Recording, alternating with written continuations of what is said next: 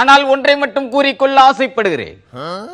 கடந்த 3 நாட்களாக இடிதாங்கியின் வாழ்க்கை மகிழ்ச்சியாக உருண்டோடியது.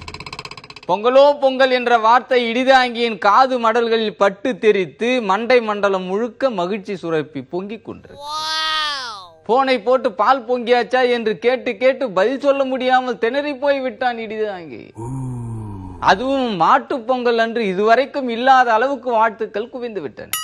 பேஸ்புக், ட்விட்டர் கணக்குகள் ஆரம்பித்து விட்ட காரணத்தால் விண்ணை முட்டும் அளவுக்கு வாழ்த்துக்கள் குவிந்து விட்டன.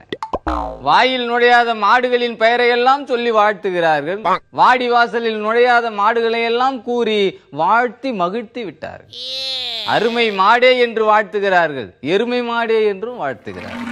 திமில் இல்லாத டுமிலே, வால் இல்லாத பீலாவே, கொம்பு இல்லாத சொம்பே, மூக்கணாங்கயிறு இல்லாத முக்கா மூக்கே என்று அடுக்கு மொழியில் ஆடம் கட்டுகிறார்.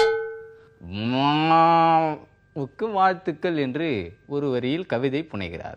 அதோடு விட்டார்களா, சாணி போடும் சாணக்கியனே என்று ஒருபடி மேலே போய் இடிதாங்கியை ஒப்புமைப்படுத்தி இடிதாங்கியின் புகழை ஒய்யாரத்தில் மூழ்கிவிட்டார்.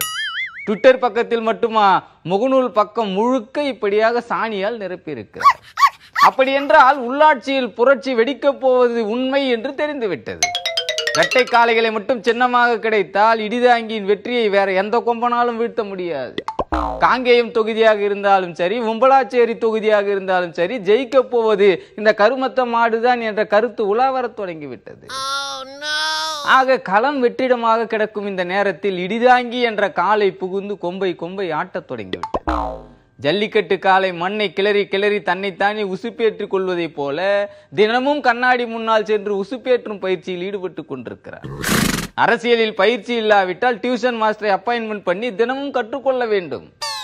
வேட்டைக்கு செல்வதற்கு முன் கழுதை புலி தன் குட்டிகளுக்கு எலும்பு நக்கு பயிற்சி கொடுக்கும் என்பது இயற்கை விதி.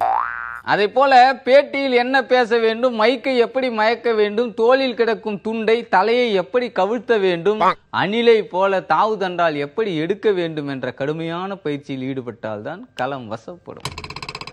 எத்தனைதான் பயிற்சி அளித்தால் இடிதாங்கிக்குள் இருக்கும் இயல்பான உருமல் இல்லாவிட்டால் அனைத்தும் ஊத்திக் கொள்ளும் என்பதை உலகு அறியும்.